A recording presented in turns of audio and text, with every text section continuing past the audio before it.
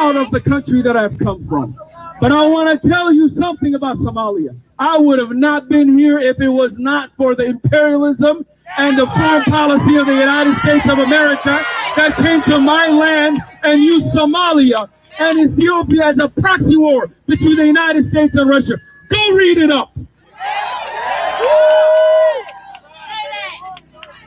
Today, Somali Americans in Minnesota and across this country are being attacked on social media.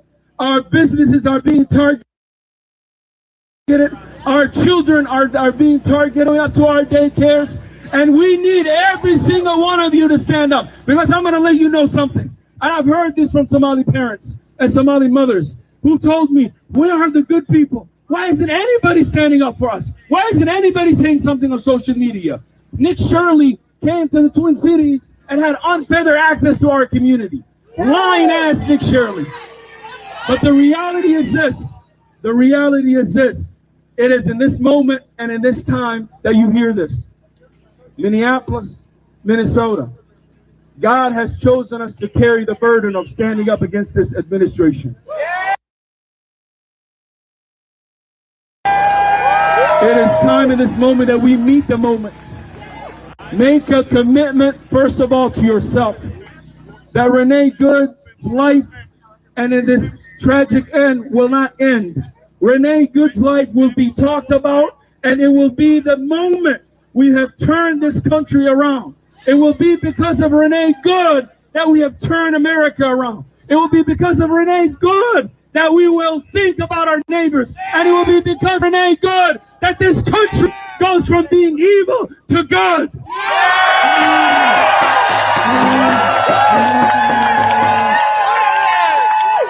The tragic end to Renee Good brought all of us here today. But it will be even more tragic if none of us do something about it. None of us commit to solving the problem. None of us commit to talking to those around us. I ask every single one of you, make a commitment to volunteer, to help, do something in order to fight against the repression that is happening to immigrants in this country. I know we can do it. And no matter what they say about Minnesota, I love the state and I love the people of this great state. I love the warm friends of Catholics and people of faith and people of no faith. I love the young people of this state, and I love the old people of this state. And we, as Minnesotans in this moment, cannot go back into our homes, not think about what we are on the clock. I want to share with you something. I came here in 1993 as a young child, and I used to go to Bancroft Elementary School, which is not far from here.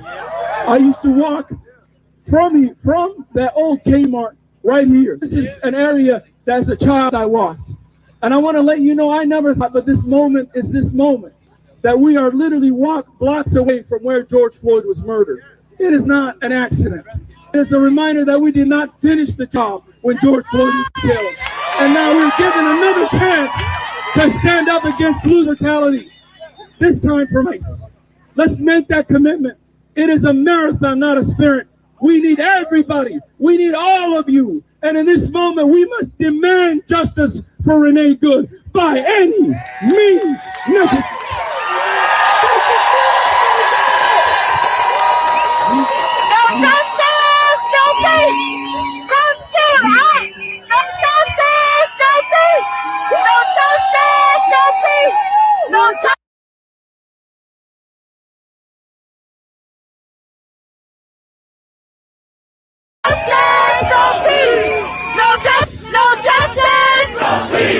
No justice, no peace. No justice, no peace. No justice, no peace. No justice. Okay, awesome. And now I'm going to hand it over for an introduction to the next part of the program. Hi, guys. My name's Jana Williams. I'm with Justice for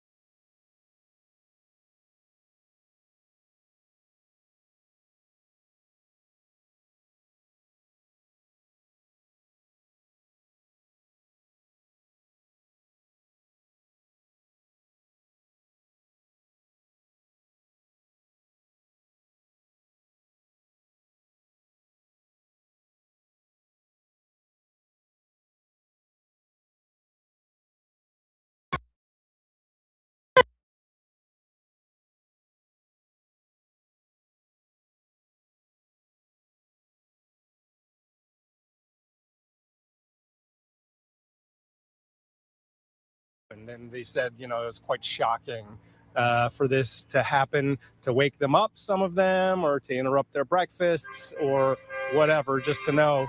A lot of them had heard those car horns like that and the whistles that indicated that ICE had been on their street. On Portland Avenue, they say they heard that pretty frequently over the last 4 or 5 weeks, but it always kind of just kept going. And this time it stopped, and that's what drew their attention out to the streets. A little context, again, I'll mention outside of what we've seen from the videos, it's kind of hard to hear if there's even audio in those videos, but a lot of the witnesses I talked to, and I talked to more than 10 of them who lived along Portland Avenue here. And according to several of them, what happened just before the video, or what you might have heard if you had audio on that video, was that woman who was behind the wheel getting conflicting orders from ICE agents. So you could see where her car was. Well, some agents, according to these witnesses, were telling her to leave, and so she was. Other agents, though, had started trying to get into her vehicle, and then that's when the shooting occurred. And so, according to them, she was getting conflicting orders, and she was trying to follow some of those orders. Apparently, according to Secretary Noem, she wasn't following all of the orders, and that's what led to this shooting. Got to say, the witnesses also,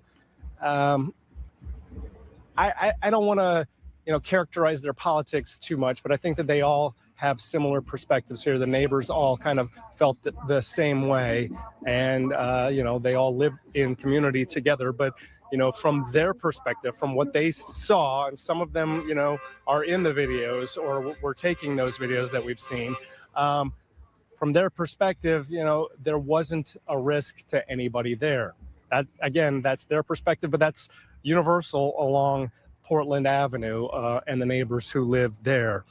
The rest of the day, it would ebb and flow as far as the crowds out here.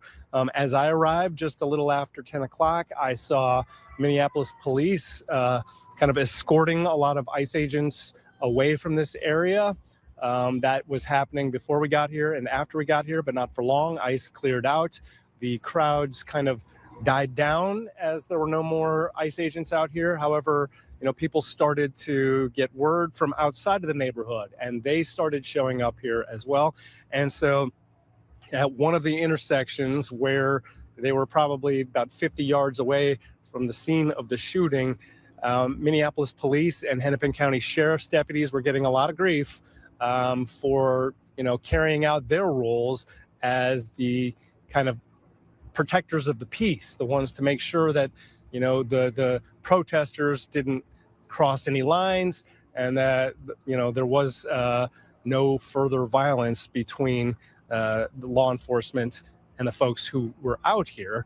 But again, that would ebb and flow. And then, as the day went on, I have to say that during one of our attempts at reporting live, one of the members of the audience started shouting expletives and kind of interrupted our attempt at live reporting. A crowd gathered around us, and eventually we were asked to move. If we went across the street, we'd still be safe, they told us. So we went across the street. Crowd got even bigger surrounding us, and we had to leave. We did not feel safe ourselves any longer, although there was no violence aimed at us. It just did not feel safe for live reporting when, folks are shouting expletives at us as we're trying to report. So, we got away from that, but the crowd has continued to grow. We see more and more folks going down there, whether to join the vigil or just to, be in the place where it happened. And, this is a touch point for a lot of folks here in the Twin Cities who have, been worried that this may be, one of the results of ICE showing up here in town in such large numbers, as we were warned by, I remember particularly Mayor Jacob Fry saying that, his worst nightmare was that someone would get killed, and, that nightmare now playing out here on the streets of Minneapolis. And Corin, we know it's been incredibly emotional today. We're talking about something that happened at 9:30 this morning. People were at the scene. A lot of people witnessed what happened, and then crowds have gathered as a result. And it's just been an incredibly emotional day, given the fact that there was this ICE agent-involved shooting, a 37-year-old woman then losing her life during one of these detention operations. All right, Corin, we'll come back to you in a little bit. Thank you so much. You heard Corin reference the governor and the mayor, Mayor Fry, but also Kristi Noem did as well, Homeland Security Secretary, and sort of they're diametrically opposed to these operations and what occurred today. In Kristi Noem's words, she said, we see two very different versions of what happened today. Our Nathan O'Neill is at City Hall. He is there monitoring that element of this story. And earlier today, we heard from both the governor and the mayor, Mayor Fry. They were very, very pointed in their feelings on what happened here today. Tell us about that, Nathan. Yeah, absolutely. What we had was these early remarks that were coming out from President Trump and from Kristi Noem, claiming that this ICE shooting was justified. And you just heard from Noem as well, reiterating that, talking about how this agent was following their training.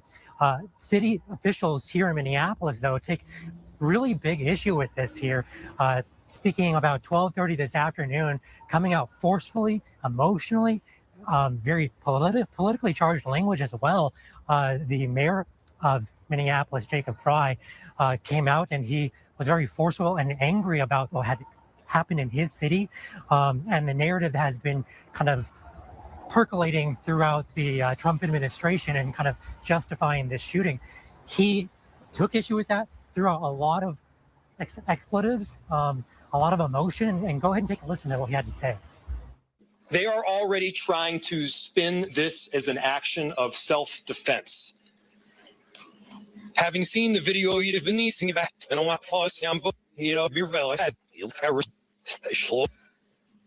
this was an agent recklessly using power that resulted in somebody dying, getting killed.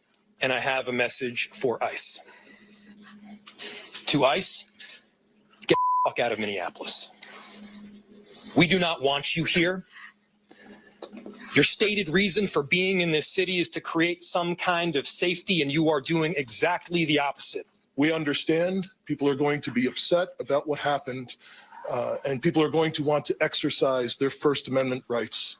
But please do so safely and lawfully to ensure that we do not have any further tragedy in this city or destruction. And we heard a lot of those types of language repeated, echoed by protesters who made their way through downtown Minneapolis. You can see a crowd that's left over here right in front of the federal courthouse, in between the federal courthouse and City Hall. A lot of similar language critical of ICE. But of course, we know there's a lot of questions still to be answered here in terms of the investigation. We know the FBI and BCA are jointly investigating this, but city officials and local county officials as well, urging that they want some sort of local presence, some local part in this investigation, because they believe that will be crucial and key to ensuring that there is not only transparency in this process, but ensuring that justice plays out as well. In Minneapolis, Nathan O'Neill, Fox 9. All right, Nathan, you summed it up well, and that's exactly what sort of the next step in this will be, this very intense investigation, as we said earlier, that's already begun. Really. And just so much tension had already existed between state and federal authorities and law enforcement direction. And so that is also, that precedes what happened today.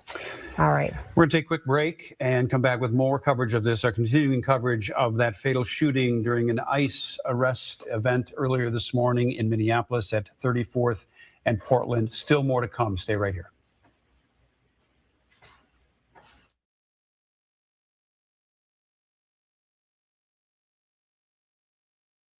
Doing nothing.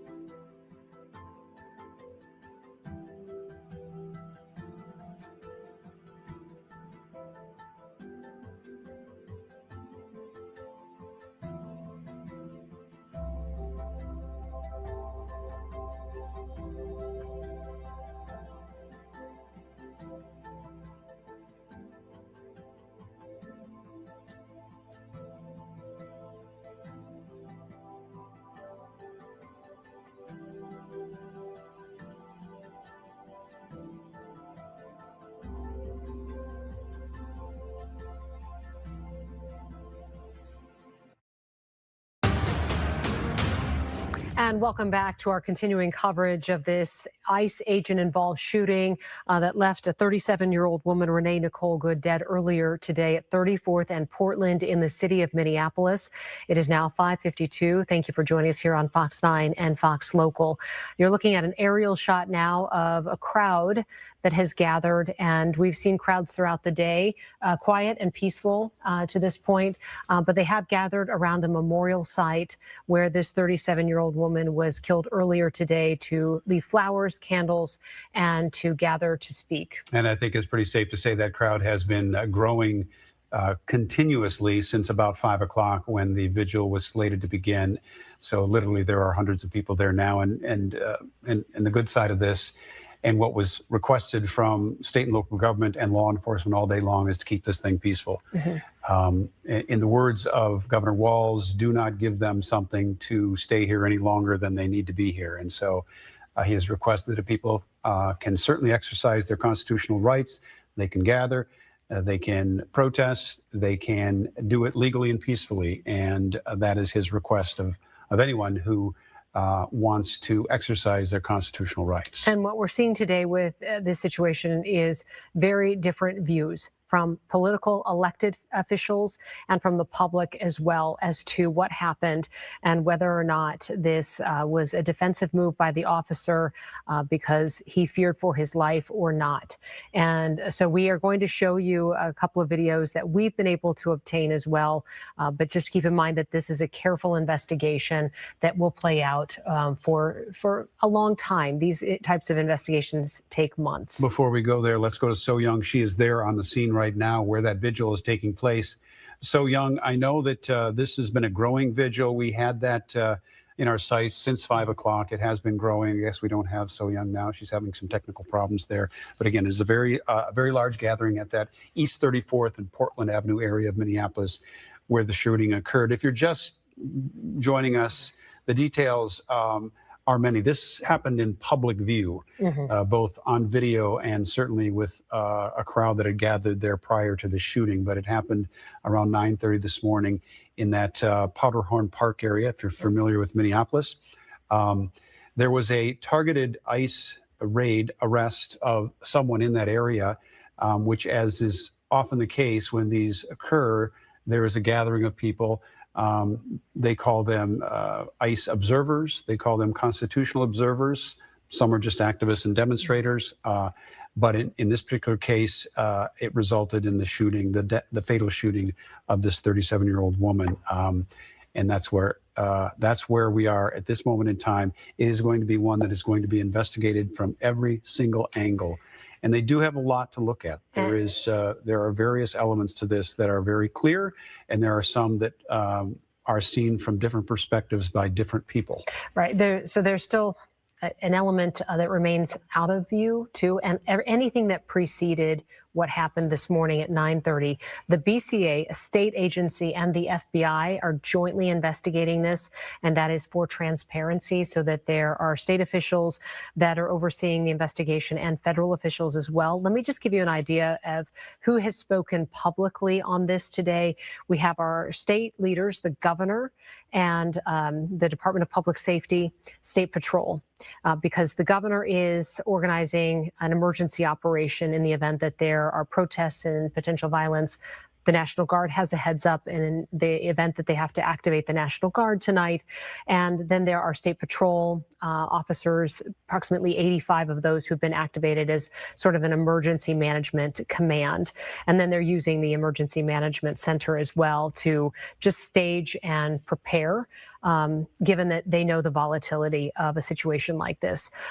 Department of Homeland Security Secretary Kristi Noem, she also spoke, and she has spoken twice today. She was in Texas and flew to Minneapolis and addressed the public around 5:15 tonight, about 45 minutes ago, about her conclusion so far, the state of the investigation, and that her office feels that this was an act of domestic terrorism, somebody using their vehicle to put an officer in harm's way. So we are going to go over the legal part of this, public reaction, and what's happening now in just a moment. In the meantime, we're going to take a quick break. We'll see you at the top of the hour at 6 o'clock.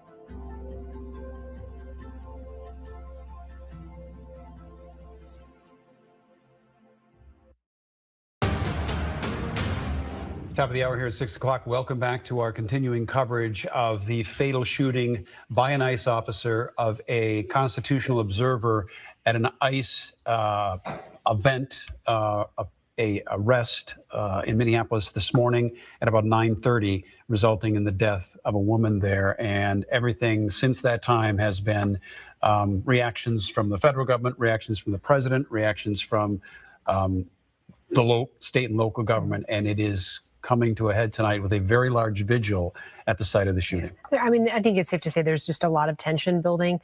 This is an emotional situation. 37-year-old woman lost her life this morning. It was a volatile encounter between protesters and ICE agents who were there to carry out an arrest or detention this morning at 34th and Portland in Minneapolis. And we do have some video that we've obtained from the rear view of this woman's car and also from the front view. And they only last a few seconds. So there's a lot that still just needs to be sorted out. But as a result, today, we've already heard a number of conclusions being drawn by elected officials. The president has reacted. Department of Homeland Security Secretary Kristi Noem has reacted, both saying that the officer acted defensively, and they call it an act of domestic terrorism, that the officer feared for his life. And that's what will have to be sorted out in the investigation, is whether or not that was a justified shooting. Vehicles can be used as a weapon. So in this case, is that the case? Our governor also holding a news conference kind of outlining the state's response at this point, because he's concerned there might be some protesting that gets out of hand in the event that happens. They have state and local officers ready to react. And then at the local level, the mayor has called the president and Department of Homeland Security Secretary Kristi Noem's narrative untrue. So you have a lot of people today who have already drawn a lot of conclusions, and that's all airing out publicly in real time. What's happening right now is what we referenced earlier, and that is the gathering of hundreds of people in that area of 34th and Portland and Minneapolis. So you can see it there from the aerial view that has been growing steadily since about an hour or an hour and a half ago. Our So Young Kim is on site right now as we speak with more on that gathering there tonight, a vigil of sorts for the woman shot and killed today. Yeah, Randy, Kelsey, behind me is Portland Avenue, and I'm standing almost right in between 33rd and 34th Street, and the crowd has now grown to more than half of the block. At one point, they were chanting Renee Good's name, and we got that confirmation from the Minneapolis City Council saying she was a resident here in Minneapolis. We know she was 37 years old, and there's a lot of community members out here mourning. They were, again, chanting her name. There's signs with butterflies that say remember. And what we know so far that's confirmed from Minneapolis police is the woman who was shot and killed here this morning was 37 years old. She had a gunshot wound to the head. There were at least multiple shots fired, and when she was taken to the Hennepin County Medical Center, she was pronounced dead. And right now, BCA, the FBI is investigating. The community out here mourning. They're also calling for accountability and justice. There's also, you can't see from this vantage point, but there's a growing memorial. People have been dropping off flowers. And again, a lot of people it's passionate. They're emotional out here. And you can kind of hear the chants behind me. The crowd really, people are still coming in. They were starting to march at one point, but there's a lot of speakers kind of in the middle of the crowd there, and it's part vigil, part rally, calling for accountability and justice, but also just remembering a life lost of another community member here in Minneapolis. We'll be out here tonight, keep you posted, but for now, I'll send it back to you. All right, So Young, thank you so much. We appreciate that. Yeah, there's a lot to be said, as you pointed out earlier, about these videos that are circulating around on social media and what people see. They see it from their own perspective. Obviously, in the end, what matters is what law enforcement and the judicial system sees from those videos. Yeah, so we want to talk with Karen Scullin, who's also been on scene for most of the day and was there as those ICE officials were trying to leave the scene too. So Karen, you've taken a look at the videos. You've seen them from many, many different angles. Talk us through just what your day has been like, number one, and then what those videos are showing. Right. It's been a day for us for sure. I mean, just a lot of confrontation throughout the day between protesters, between ICE agents, especially as ICE agents were trying to leave the scene after the shooting. There were a lot of confrontations then. A lot of protesters would not let the ICE agents leave, whether it was down an alley or down the road. They were physically blocking the roads, arm in arm, that kind of thing, pounding on the cars and throwing things at the agents. In return, the agents did end up deploying mace or chemical spray into the crowd or into the people that were actually blocking the situation. It was very volatile at times, and that was happening pretty much throughout the day. But as you mentioned, it's going to be these videos that are everywhere. They are crucial into determining whether or not this shooting was justified. There are a lot because early on, there were ICE watchers out here very early this morning before the shooting. They were here and they were honking horns and blowing whistles, letting everybody know that ICE was, in fact, in the area. So you're talking about not only the watchers that have video, but also neighbors and residents who came to the windows, hearing the horns and the whistles and started shooting video, capturing some of those very important moments when that gun went off. There are two different angles for the most part. There's behind the maroon SUV that the woman was driving, but there's also an angle from in front of that SUV, and they both kind of tell two different stories. No! ICE watchers and neighbors were recording as a confrontation between agents and a protester was quickly unfolding. Now let's take a closer look. Watch as agents approach the driver. The 37-year-old woman begins backing up as one agent has his hand on the door handle of the vehicle and the other arm appears to be reaching inside through the car window. At the same time, there is an agent on the front left corner of that SUV. That is the agent who fires his gun. First, it appears to be through the windshield, the following two shots through the open window. But there is another angle from the front of the SUV. It is the angle President Donald Trump refers to on social media when he defends the ICE agent's actions. In it, you see the agent on the front left corner of the SUV. And in the chaos, it does appear to show that agent being hit by that SUV. The agent then fires 3 times, reportedly hitting the woman in the face. The driver then crashes into 2 parked cars. ICE is claiming self-defense that the woman was using her car as a weapon. A lot of protesters showed up shouting and screaming that the shooting was unjustified, blocking agents from leaving the scene. They were pounding on windows, throwing things at the agents. This situation played out several times. Eventually, chemical spray was deployed, which did help clear the way for ICE to exit. And it does seem that that is going to be the situation every time there's a confrontation and people move out of the way, that ICE agents or whoever's on scene there might deploy their chemical spray. We did get some of that spray. I can tell you it hurts a lot for a long time, especially if they have contact lenses. So just be aware of that if you're going to come out and protest at any of these sites in these situations. Right now, I can tell you people have been coming and going. We're just kind of a block away from 34th and Portland. Just a ton of people going, a ton of people coming as this situation, this vigil, and this, I think So Young also said it was kind of part rally, continues at this hour. It's unknown, though, how long it will last. Randy, Chelsea? All right, Karen. All right. Stay safe out there. I know that there's a bit of animosity to television news out there, so just be safe. Yeah. And we know from the air, that aerial shot, that there are hundreds of people who have gathered in the area. And then you could hear the sound. There's the aerial shot behind So Young Kim. So we are going to talk about the use of deadly force, the legalities behind that in just a moment as well.